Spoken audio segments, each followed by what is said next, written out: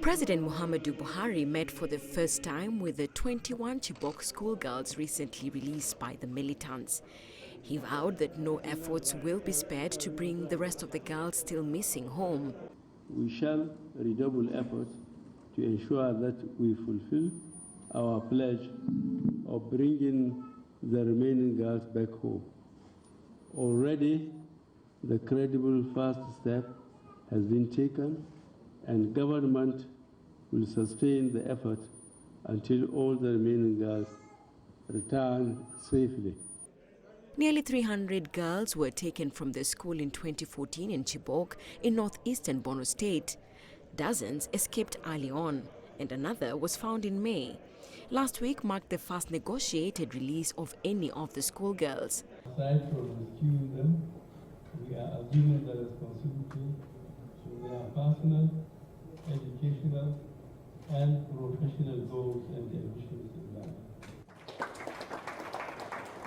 Obviously, it is not late for the girls to go back to school and continue the pursuit. One of the schoolgirls delivered brief remarks on behalf of the group. We don't know that we shall come back to be member of Nigeria, but the grace of the Lord show us now we are together. Let us thank God for His love. Okay? After that, let us pray for the rest that's in this submission now. Let God help them to be served together in the name of the Lord. Amen. But there are those among the girls who might not want to be rescued. According to a community elder in Chibok, about 100 of them wish to stay with their Boko Haram captors. They have either been radicalized, are ashamed to return, or have died. Many of them have been forced to marry the militants.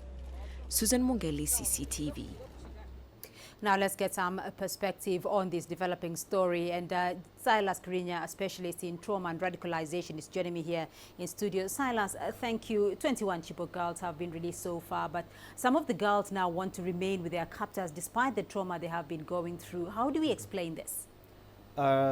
Usually, naturally, the way that people respond when they hear such a story is to ask why should these girls think of going back to be with their enemies, with their captors. However, it is important to understand that when somebody is held captive for a long time, is likely to develop some emotional connection even to the enemies because no one else is there to help them.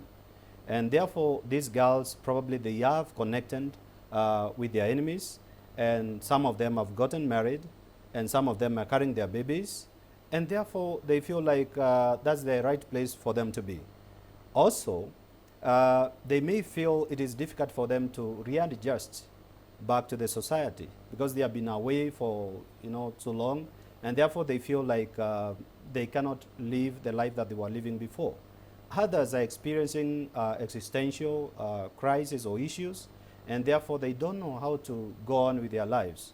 And I think that could be probably some of the reasons why they are feeling that they should go back to be with their captors. They've been gone now for 2 years. They've been away for 2 years, but most of them do want to get on with their lives now that they're back home.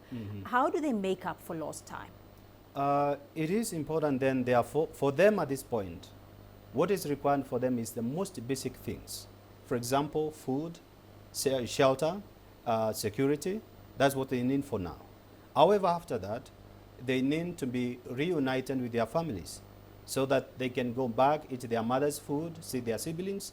That actually will help them quite a lot to readjust back to the society.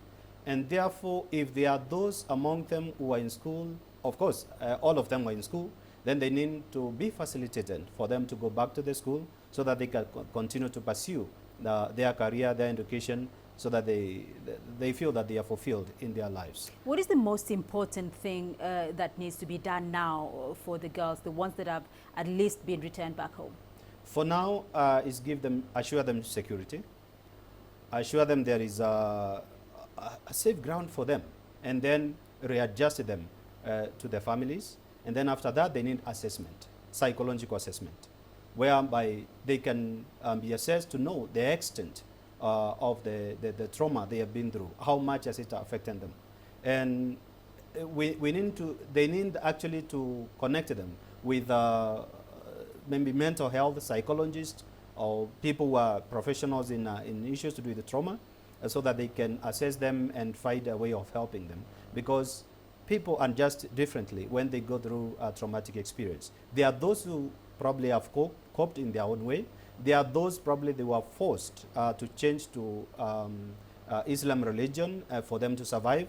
And therefore, once they changed, once they converted, they felt that they are at home. Others have been radicalized, and therefore they need to be helped as well to indoctrinate them so that they are able to adjust back to the society. And so that therapy is quite important for them. Trauma therapy is important for them. And actually, if those professionals are not available, therefore they can seek help. Maybe even from like us, we can help them. Like Oasis Africa, if we are facilitated, we can go there and help them in this process of readjusting them back to the society. Right, we'll leave it there. Silas Krinya, specialist in trauma and radicalization. Thank you.